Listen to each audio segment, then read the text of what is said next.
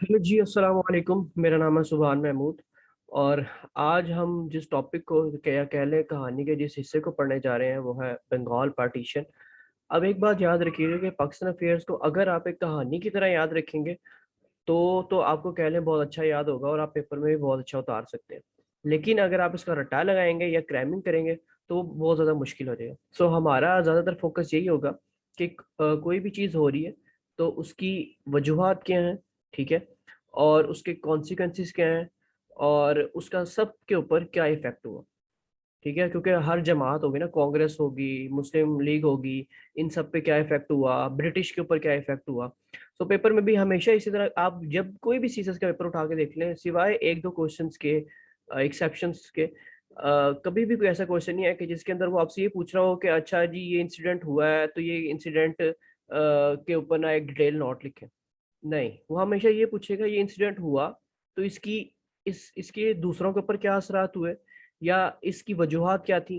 तो हमेशा वो आपका क्रिटिकल एनालिसिस मांगता है। तो हम हर टॉपिक का क्रिटिकल एनालिसिस पढ़ेंगे, करेंगे विद उसकी स्टोरी के। तो सबसे पहला टॉपिक है हमारा बंगाल पार्टीशन। यहाँ से कहानी जो कह लें प्री 1947 का, जब भी हम बात करते हैं ना प्री 1947, एक तो ये ना कि वो 1856 से ऑनवर्ड एक कहानी चलती है। वो प्री 1947 वाली कहानी में नहीं आती। क्यों? क्योंकि एक दौर था जिसके अंदर मुसलमानों ने अपनी सिर्फ एजुकेशन पे काम किया और पाकिस्तान को बनाने के लिए काम नहीं किया। लेकिन 1905 1906 से कह लें कि पाकिस्तान बनने की तरफ कदम उठाना आपने शुरू कर दी। सो अगर आप प्री पाकिस्तान हिस्ट्री पढ़ रहे हैं ना, तो वो कह लें कि वो बंगाल पार्टीशन से शुरू होती है। लेकिन हाँ, उस प्री पाकिस्तान की भी अगर आपने हिस्ट्री पढ़नी है ना, कि प्री पाकिस्तान की भी प्री हिस्ट्री, तो वो आप 1857 से, वो भी इंशाल्लाह इसी चैनल पे आपको अपलोड मिलेगी, वो भी हम पढ़ेंगे। सो सबसे पहले बंगाल पार्टीशन को देखते हैं।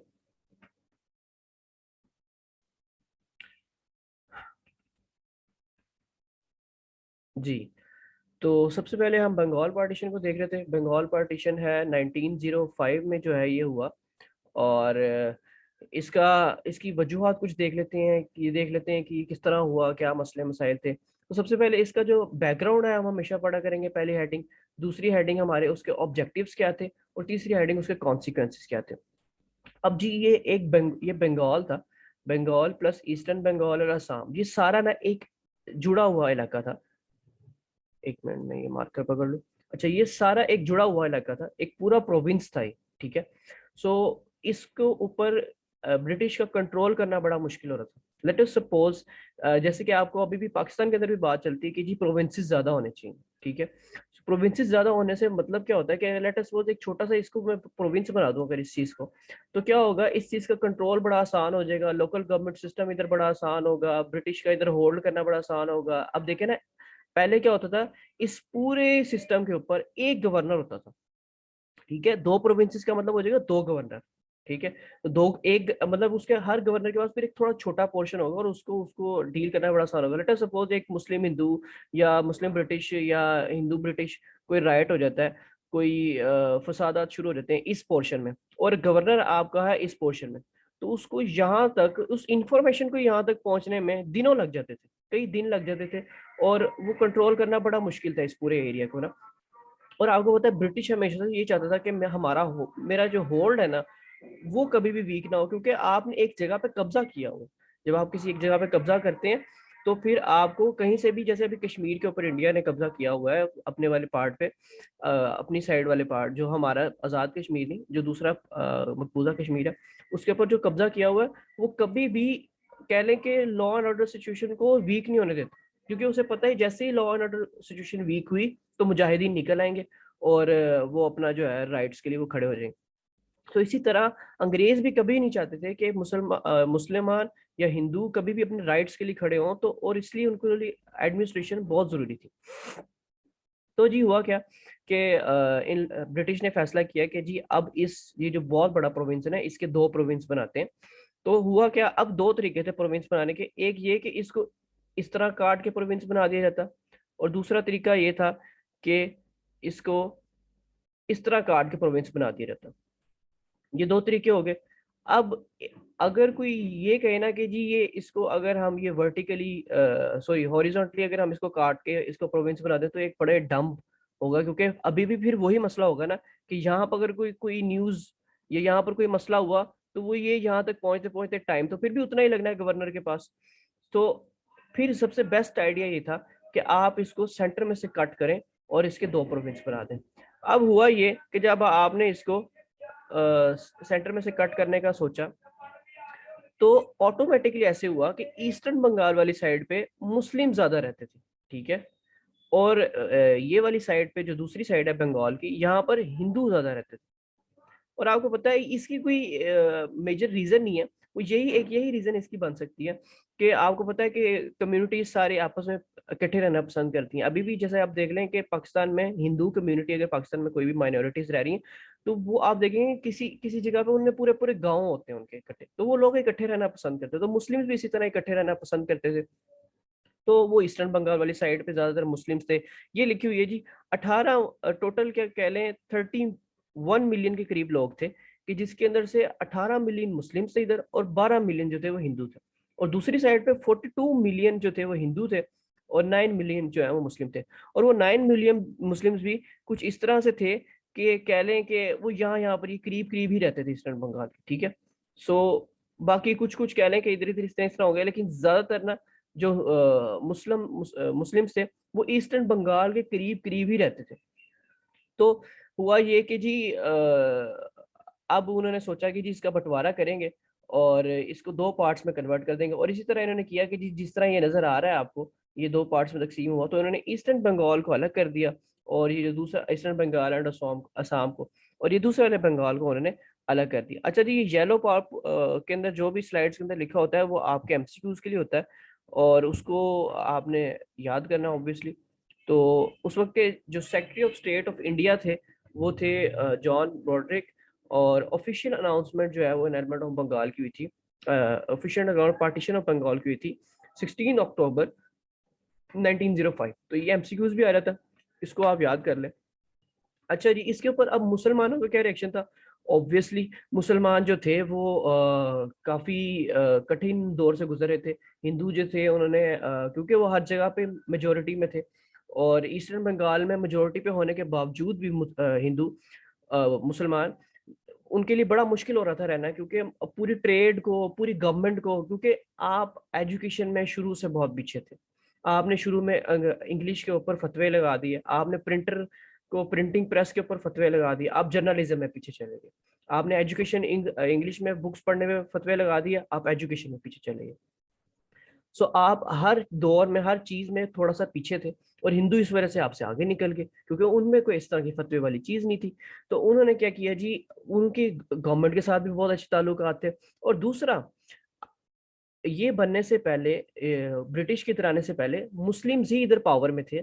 और आपको पता है वो जो पूरा जहांगीर और अकबर और ये सारे जो थे ये सारे मुसलमान थे, ठीक है। तो इधर एक मुस्लिम गवर्नमेंट थी और ब्रिटिश को भी आपसे ये डर लगता था कि यार कभी अगर ये लोग यूनाइटेड हो गए, और हिंदुओं को भी ये डर लगता था कि कभी ये लोग अगर यूनाइटेड हो गए तो इन्होंने फिर से डोमिनेट करना शुरू कर देना और वो जिहाद करना शुरू कर देना है और उन्होंने फिर से जी हर चीज पर कब्जा करना है। और ये एक बात याद रखिएगा कि मुसलमान कभी भी रियासत के बगैर नहीं रह सकता।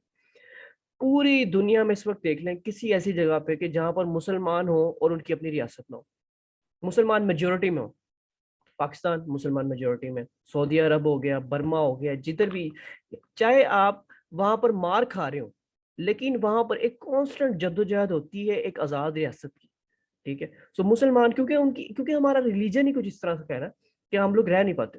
अच्छा जी, इस तरह से हुआ कि मुसलमान काफी खुश हुए कि क्योंकि वहां पर अब एक अलग से प्रोविंस बन गया जहां पर मुस्लिम मेजोरिटी में है, वहां पर अब सारी चीजें आपके अंडर आने लग गई, आहिस्ता आहिस्ता जर्नलिज्म आपके अंडर आने लग गया, मीडिया प्रेस आपके अंडर आने लगी। अच्छा, एक और बात चीज जो मैं बताना यहाँ पर भूल गया, वो ये कि यहाँ पर करके ना कुछ ढाका है, ठीक है, और यहाँ पर करके कुछ कैलकटा है।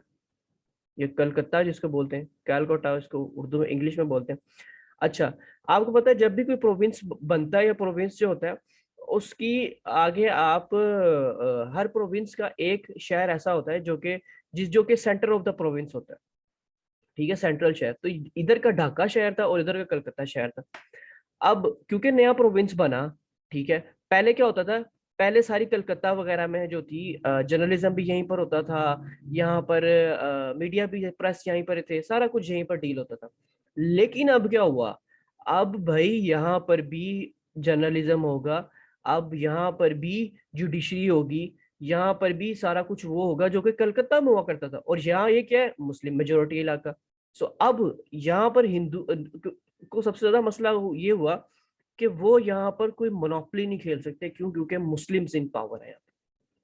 फिर क्या हुआ, अब हिंदुओं का रिएक्शन क्या था, हिंदू हमेशा मुसलमानों के डोमिनेशन से डरते थे, जो कि मैंने आपको पहले बात बताई, क्योंकि वो पहले से पावर में थे। हमेशा कहने पिछले 1000 साल तक वो हिंदू जो थे वो मुसलमानों के अंडर ही रह रहे थे, क्योंकि मोहम्मद बिन कासिम जब आए थे यहाँ पर, तो उसके बाद उन्होंने कब्जा किया। फिर उसके बाद जितने भी आए वो इस्लामिक ही सारे हीरोज, ठीक है। तो वो मुस्लिम्स के अंडर आने से वो बड़ा डरते थे कि यार ये किसी तरह दोबारा से ना कब्जा वगैरह कर लें, इस तरह कुछ ना करें। और उनका सबसे बड़ा डर ये था कि ये जो हाई कोर्ट और जुडिशियल बॉडीज है, ये सारी ढाका में शिफ्ट होने वाली है, ठीक है। क्योंकि 2 प्रोविंस बन गए ना, अब हर प्रोविंस की अपनी एक अलग से कोर्ट होगी। पहले तो ये होता था ना, क्योंकि पूरा एक प्रोविंस था तो एक कोर्ट थी, हाई कोर्ट होगी। लेकिन अब क्या हो गया, अब दोनों प्रोविंस की अलग अलग कोर्ट्स होगी। सो ये क्या हुआ कि जी हाई कोर्ट और जुडिशियल बॉडी सारी उधर जाने वाली हैं। आपने जजेस नहीं होंगे, क्योंकि वहां पर मुस्लिम जरा क्या कहते हैं इलाका और मुस्लिम डोमिनेटेड इलाका होगा। तो वहां पर जजेस भी अब सारे मुस्लिम्स होंगे। तो उन्हें ये लगा कि जी अब हिंदुओं को वहां पर उन्होंने बचना नहीं है, और वहां पर जो सारे जजेस हैं वो सारे मुस्लिम्स होंगे, जो वहां पर सारे लॉयर्स मुस्लिम होंगे, तो हिंदुओं का वहां पर रहना नागुजीर हो जाएगा। जर्नलिज्म का सेंटर भी ढाका बनने वाला था। क्यों? क्योंकि वहां पर चलो ठीक है, दूसरी बंगाल में कलकत्ता बन गया, लेकिन इस साइड पे भी आपको एक अपने सेंटर सिटी के अंदर भी आपको जर्नलिज्म। तो अब ये था कि मुसलमानों का जो ओपिनियन है और मुसलमानों के जो राइट्स हैं वो उनको सबको मिलने लग जाएंगे, क्योंकि जर्नलिज्म हमेशा आपको राइट्स ला के देता है, ठीक है। ह्यूमन राइट्स के लिए जर्नलिज्म हमेशा बात करता है। सो मुस्लिम्स को उनके राइट्स मिलना शुरू हो जाएंगे। और end of exploitation of poor Muslims, ये जो था ना, ये कह लें ये सबसे बड़ा जो था हिंदुओं का मसला था। कि असल में इन सबकी वजूहत तो यही है ना, कि अब वो एक्सप्लॉयट नहीं कर सकते। वो जो एक डोमिनेंट पोजीशन में थे ना हिंदू, वो रह नहीं सकेंगे अब, ठीक है। अब उनको उधर के जो मुसलमान है उनके अंडर रहना पड़ेगा। क्यों? क्योंकि वो डोमिनेटेड है वहाँ। ये बिल्कुल ऑब्वियस सी बात है कि जहां पर जिस चीज की पॉपुलेशन ज्यादा हो, वो लोग हम एक डोमिनेंस की फील होती है वहां पर, ठीक है। सो उन्होंने वहां पर अपनी डोमिनेंट जो पोजीशन थी ना हिंदुओं ने, वो अपनी डोमिनेंट पोजीशन खो दी। और जिसकी वजह से क्या हुआ कि उन लोगों ने फिर इसका आगे रिएक्शन में देखा, इसके कॉन्सिक्वेंसेज क्या हुए जब उन्होंने उसके पार्टीशन कर दी। तो इसके ऊपर कॉन्सिक्वेंसेज क्या है, हिंदुओं ने इसको रिलीजियस वे में लिया और इसको कहा कि ये जी dissection of sacred cow mother, गौ माता की, वो गौ माता को काटने के मुतरादिफ इन्होंने इसको लिया। और इसको जिस दिन ये हुआ उसको इन्होंने नेशनल ट्रेजेडी डिक्लेयर कर दिया उस डे को, ठीक है। और इतने ज्यादा उस दिन फसादात हुए। और इसके अंदर कांग्रेस भी बिल्कुल शामिल थी, कांग्रेस ने खुद इसको लीड किया। और यहाँ पर आके आपको पता चला कि कांग्रेस जो आप लगाते थे ना, मुसलमान हिंदू भाई भाई, यहाँ इस पॉइंट पे आपको आके पता चला कि नहीं यार, हम लोग एक सेपरेट आइडेंटिटी है मुसलमान, हम लोग इनके साथ नहीं रह सकते। क्यों? क्योंकि ये हमें खुश होता, ये हम रह सकते हैं अगर गुलाम बन के रहने से। और याद रखिएगा कि मैंने आपको पहले भी बात बताई थी कि मुसलमान कभी भी एक रियासत के बगैर नहीं रह सकते, एक आज़ाद खुद मुख्तार रियासत के जिसके अंदर वो आज़ादी के साथ जिंदगी गुजार सके। और ये हिंदुओं के अंडर कभी भी नहीं हो सकता। तो मुसलमानों को ये बात यहाँ पर समझ आ गई। और इसके बाद इसके कॉन्सिक्वेंसेस बहुत आगे तक गए हैं। पाकिस्तान बनने का पहला कदम ही बंगाल पार्टीशन के ऊपर हिंदुओं का ये रिएक्शन देखने के बाद मुसलमानों को समझ आ गई कि अब नहीं। यहाँ से अगली हेडिंग में बड़ी मशहूर हेडिंग कह लो, मेरी मशहूर नहीं कह ले, मेरी सबसे फेवरेट हेडिंग जो मैंने सुनी थी कहीं से, फिर मैं उसको अब तक कॉपी करता हूँ, वो था separate electorate to separate country. बहुत कमाल की बात है ये, कि आगे आपको अगले लेक्चर में जो है ना ये समझ आएगी कि गेम हुई क्या यहाँ से। अच्छा जी, हिंदुओं के जो स्टूडेंट्स थे वो भी इसके अंदर शामिल हुए, कांग्रेस इसके अंदर शामिल हुई, बड़ा स्वेरली उन्होंने क्रिटिसाइज करना शुरू कर दिया अपने हर एनुअल फंक्शन पे, अपनी हर मीटिंग में। स्वदेशी मूवमेंट स्टार्ट की। स्वदेशी मूवमेंट हर हर एक चीज के अंदर एक मूवमेंट लाजमी याद रखा करें हर इवेंट के अंदर। तो स्वदेशी मूवमेंट उन्होंने क्या किया जी, ब्रिटिश मैन्युफैक्चर जो थे उनको बाइकआउट करना शुरू कर दिया। अब उन्हें हिंदुओं को एक ये बात पता थी कि ब्रिटिश इधर कोई हमारा फायदा करने नहीं आए, वो हमसे इकोनॉमी ही अपनी ठीक करने हैं, ठीक है। हम ब्रिटिश अपनी इकोनॉमी ठीक करने उनके पास आए हैं, क्योंकि पहले कॉलोनियलिज्म में होता ही ये था कि कॉलोनीज को यूज करके आप क्या करते थे, अपनी इकोनॉमी को बेस्ट करते थे। और जब यही बात है, जब आप देखेंगे वर्ल्ड वॉर 1 हुई, वर्ल्ड वॉर 2 हुई, ब्रिटिश ने कैसे आपको यूज किया, अच्छे तरीके से आपको निचोड़ के रख दिया। अमेरिका का भी यही हिसाब था। जब अमेरिका की अगर आप हिस्ट्री पढ़े, उसके अंदर भी कॉलोनाइजेशन में उसने इसी तरह ही फायदा उठाया, और आखिर इसी तरह फिर अमेरिका बना। ब्रिटिश ने इसी तरह फायदा उठाया उन कॉलोनी से, क्योंकि पहले आपको पता है अमेरिका ब्रिटिश के अंदर था। अमेरिका की जितनी कॉलोनीज थी, अमेरिका एक कॉलोनीज थी और ये ब्रिटिश के अंदर था। सो जी ब्रिटिश की बाइक, क्योंकि उन्हें पता था कि ब्रिटिश आए ट्रेड की वजह से, तो इनके साथ सबसे पहली चीज ट्रेड बंद करो। तो उन्होंने उससे ट्रेड बंद कर दी। ट्रेड बंद कर दी उनके साथ ताल्लुकात खत्म करना शुरू कर दिए। कोई ब्रिटिश से जी गवर्नमेंट जॉब्स छोड़ना शुरू कर दी उनकी। मतलब एक मैसिव रिएक्शन दिए, ये भी नहीं कि एक छोटा सा रिएक्शन कि जी चले ठीक है आपने इन्हें कंडेम कर दिया, ये क्रिटिसाइज कर, नहीं, इतना बड़ा रिएक्शन दिया कि आपने उधर के वायसरॉयज के ऊपर अटैक करना शुरू कर दिया। आपने उधर के गवर्नर की ट्रेन को डीरेल करके उसको मारने की कोशिश की। वायसरॉय और गवर्नर बाल बाल बचे मरने से। इतने बड़े लेवल पे फसादात होना शुरू हो गए। सो क्या हुआ जी, अब जब मुसलमानों ने ये देखा कि यार ये तो, हम तो समझते थे कि कांग्रेस तो यार हमारी दोस्त है, वो हमारे राइट्स के लिए खड़ी है, वो तो सेकुलर जमात है। लेकिन नहीं, कांग्रेस हमेशा से ही नॉन सेकुलर बिहेवियर जो है वो दिखाती रही हर टाइम पे। अगर आप उर्दू हिंदी कंट्रोवर्सी की बात करें 1857 में भी चाहे, वो तो खैर उस टाइम कांग्रेस नहीं थी, लेकिन तब से ही हिंदुओं का आपने नफरत अपने लिए देख ली थी। तो जी हिंदू मुस्लिम जो थे फसादात काफी शुरू हो गए। और इसके फिर कॉन्सिक्वेंसेस आखिर में क्या हुआ कि 1911 के अंदर जो बंगाल की जो आपने पार्टीशन की थी, आखिर ब्रिटिशर्स को उनकी वो पार्टीशन को ख़त्म करना पड़ा और फिर उसको दोबारा एक प्रोविंस बना दिया गया। क्यों? क्योंकि इंडिया ने थ्रेट किया था कि आपका जो एक किंग जॉर्ज, उनका एक नया जो था वो किंग बना था, तो उसका टूर आ रहा था, बड़े सगीर में उसका टूर था। तो उन्होंने कहा जी हम उसके टूर का बाइकआउट करेंगे। और आपको पता है क्योंकि पहले वो वायसरॉय के ऊपर अटैक कर चुके हैं, वो पहले गवर्नर के ऊपर अटैक कर चुके, तो सो नो वन नोस के आगे क्या हो सकता है। सो ब्रिटिश इससे डर गए, ठीक है। और ब्रिटिश ने देखा कि अगर हमने, क्योंकि हिंदू थी, हम मैं मानता हूँ इस चीज को कि हिंदू थे मेजोरिटी में, हिंदू जो थे वो मेजोरिटी में थे, ठीक है। लेकिन वो मुस्लिम्स, एक मिनट अजान हो रही है।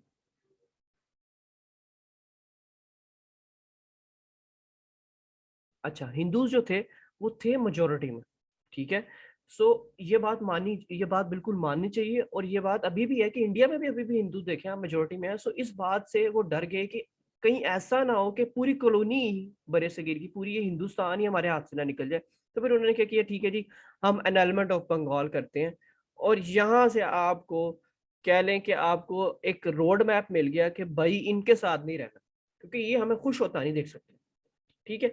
सो अब इस सारे के कॉन्सिक्वेंसेस की वजह से मुसलमानों पे क्या इफेक्ट हुआ, वो हम अगले लेक्चर में पढ़ेंगे। मुसलमानों के इफेक्ट से मतलब है कि मुसलमानों ने इसके ऊपर आगे क्या रद्द-ए-अमल दिया कि हम जी फ्यूचर में अब क्या करेंगे, वो अगले लेक्चर्स में पढ़ेंगे। इस सीरीज को अगर आप एक एक करके प्लेलिस्ट से देखते रहेंगे ना, तो आपको एक ही दफा बैठे और कम से कम 2 घंटे बैठ के ना इस पूरी प्लेलिस्ट को देख लें, तो आपका पाकिस्तान अफेयर्स जो है वो 50% तैयार हो जाएगा, ठीक है। और अगले 50% जो है वो 1947 के बाद है, वो भी अगर आप एक पूरी प्लेलिस्ट जो है वो निकाल के देख लेंगे ना, तो आपको वो पूरा तैयार हो जाएगा, ठीक है। So that's all for this lecture. इंशाल्लाह मिलते हैं नेक्स्ट लेक्चर में।